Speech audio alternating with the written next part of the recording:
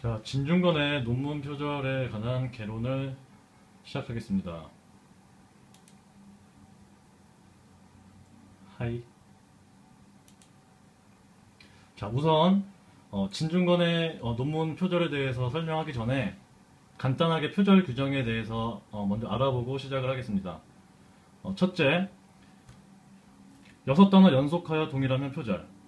둘째, 출처 표시 정확히 안 하면 표절.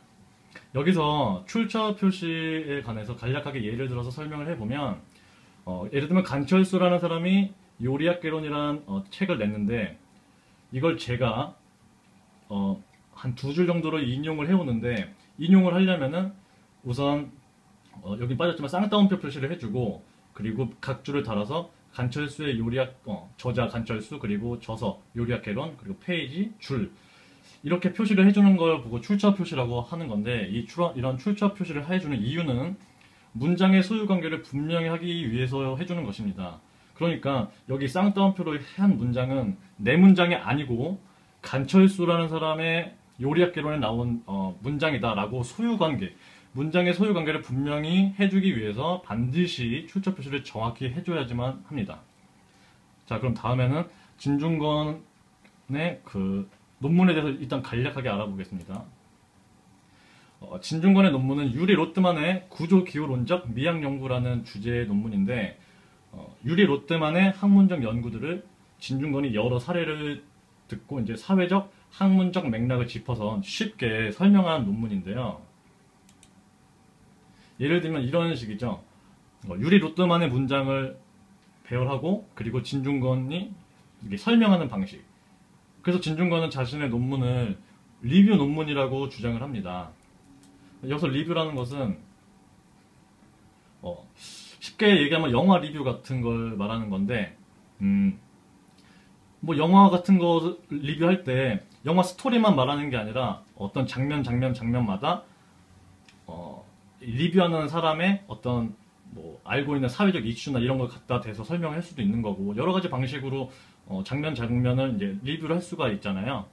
그런 것처럼 유리 로트만의 논문에 대해서 이제 진중권이 리뷰해서 이제 쉽게 설명하는 방식의 논문이라는 주장을 하고 있는 겁니다. 자, 그럼 다 좋다 이겁니다. 진중권의 논문을 리뷰 논문으로 보자 이겁니다. 그렇게 했을 때 그럼 진중권의 논문은 세 가지로 구성이 되게 됩니다. 첫째, 진중권이 설명해야 하는 유리 로트만의 문장들. 그리고 둘째, 유리 로트만의 이 문장들을 설명하는 진중권 본인의 문장들. 그리고 유리 로트만의 문장들을 설명하기 위해서 다른 기타 서적이나 논문에서 갖고 와서 인용한 문장들. 진중권의 그 리뷰 논문에는 이 세 가지로 구성이 되게 됩니다. 이 세 가지로밖에 구성이 될 수밖에 없는데, 여기서 1번, 3번 표시된 것들은 반드시 출처 표시를 해야 합니다. 왜냐하면 진중권의 문장이 아니기 때문입니다. 진중권의 문장이 아니다라는 것을 쌍따옴표 표시와 각주 표시로 출처를 정확하게 표시해서 진중권의 문장이 아니라 유리 로트만의 문장이다, 혹은 기타 서적 논문에서 갖고 온 문장이다라는 것을 정확히 알려줘야 합니다. 그렇기 때문에 제대로 썼다면, 진중권이 논문을 제대로 썼다면 이렇게 유리 로트만의 문장에 쌍따옴표 표시를 해놓고, 그리고 밑에 각주로 저자 유리 로트만, 그리고 유리 로트만의 서적, 그리고 인용한 페이지 줄, 이렇게 해줘야 정확한 출처 표시인데, 진중권의 논문에 있는 수십 개의 문장들은 이런 출처 표시가 안 돼 있고 각주 표시조차 안 돼 있는 경우가 허다합니다. 굉장히 거의 절반 이상입니다. 그래서 진중권은 이렇게 주장합니다. 논문 제목이 유리 로트만의 구조기호론적 미학연구이다. 그러니까 당연히 출처 표시 안 된 것들은 유리 로트만 문장이다 라고 주장하지만, 이거 언뜻 들으면은 굉장히 당연한 말 같고 맞는 말 같은데, 잠시만 10초만 다시 생각해보면 이거 말 자체가 모순입니다. 사람들은 출처 표시 안 된 것들은 당연히 진중권의 문장으로 봅니다. 왜냐하면 출처 표시가 안 된 것들, 출처 표시가 된 건 유리 로트만이나 기타 다른 서적이나 논문에서 인용해온 문장들이고, 출처 표시가 안 된 것들은 당연히 진중권의 문장으로 사람들이 보는 게 당연한 겁니다. 이거 말장난이죠. 진중권의 이런 출처 표시를 제대로 안 한 것 때문에 실제 피해 사례가 발견됩니다. 한려대 문호성 교수, 그리고 유재천 교수님, 어건주, 김서정 교수님들이 유리 롯데만의 문장들을 진중권의 문장으로 인용하는 피해를 입게 됩니다. 근데 진중권은 오히려 이 네 분 교수님들이 잘못한 거라고 주장을 합니다. 트윗상에서. 근데 이거는 예를 들면 이런 경우죠. 마이클 잭슨이 작곡한 노래를 마룬5라는 그룹이 자신의 앨범에 실었는데 이때 원작자 표시를 안 하고 발매를 했는데 이게 너무 대박이 나서 우리나라의 소년시대라는 아이돌 그룹이 원작자 표시를 안 해놨으니까 마룬5가 마룬5의 노래로 알고 리메이크를 합니다.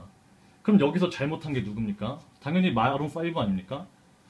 근데 마룬5가 오히려 소년시대를 욕하는 꼴입니다. 그러니까 소년시대 너네가 마이클 잭슨의 노래도 제대로 안 들어보고 내 거를 리메이크 한 거냐라고 하는 웃기는 상황인 거죠. 이거랑 똑같은 상황에 진중권이 저지른 겁니다. 근데 만약에 진중권이 자신의 그 리뷰 논문에서 출처 표시를 제대로 다 했다면 어떻게 됐을까요? 이렇게 됐겠죠. 유리 롯데만의 문장, 진중권의 설명. 유리 롯데만의 문장, 진중권의 설명. 논문 전체가 그 80여 페이지에 이르는 진중권의 논문 전체가 출처 표시, 이 쌍따옴표로 뒤범벅됩니다. 그러니까 타인의 연구 성과를 리뷰하는 것이 학위 논문의 핵심인 이 독창성이라는 측면에서 큰 문제가 됩니다. 요즘 뭐 박영선이나 김미화의 논문 같은 거 이제 각 대학별로 이제 검증 결과 나오는 거 보면 뭐 서론이나 이런 부분에서 재인용 표절들이 다수 발견되나 뭐 독창성 부분에서 큰 피해가 없기 때문에 큰 영향이 없기 때문에 뭐 괜찮다고 뭐 이런 검증 결과들이 나오지 않습니까? 그런데 이 진중권의 논문은 독창성마저도 큰 문제가 됩니다. 그럼 진중권이 주장하는 리뷰 논문이라는 거는 약간 영화 리뷰 같은 개념인데 학계에서의 리뷰 논문은 어떤 개념일까요? 예를 들어 설명해보면 세계적인 석학 간철수라는 사람이 이 석학 간철수는 요리학개론에서는 아주 권위자인데 예를 들면 한 해에도 정말 수십 개의 논문들이 이렇게 쏟아져 나오는데 어떤 논문이 좋은 논문이고 어떤 논문이 별로 좋지 않은 논문인지를 후학들이 잘 모르니까 후학들을 위해서 양질의 논문들만 이제 추합해서 뽑아서 신규 논문을 정리해 주는 겁니다. 그래서 뭐 이 논문은 이러저러한 내용을 담고 있다 리뷰, 또 다른 논문은 이러저러한 내용을 담고 있다 리뷰. 이런 걸 보고 학계에서는 리뷰 논문이라고 하는데 만약에 이런 개념의 리뷰 논문이라면 당시 학사에 불과했던 진중권이 리뷰 논문을 쓸 수 있을지에 대한 의문이 큽니다. 자, 마지막으로 이제 세 줄 요약을 할 텐데 첫째, 6단어 연속하여 동일하고 출처 표시 정확하게 안 하면 표절입니다. 둘째, 진중권은 석사 논문 중 수십 곳의 유리 롯데만의 문장들을 정확히 출처 표시를 안 했습니다. 셋째, 그렇기 때문에 엄청난 양의 표절 문장을 분류한 논문이 바로 진중권의 석사 논문입니다. 이상으로 발표를 마치고 이 PPT를 굉장히 빠른 시간에 급하게 만들었기 때문에 하지만 그 정도에 비하면 굉장히 고퀄이기 때문에 태클은 안 했으면 좋겠습니다.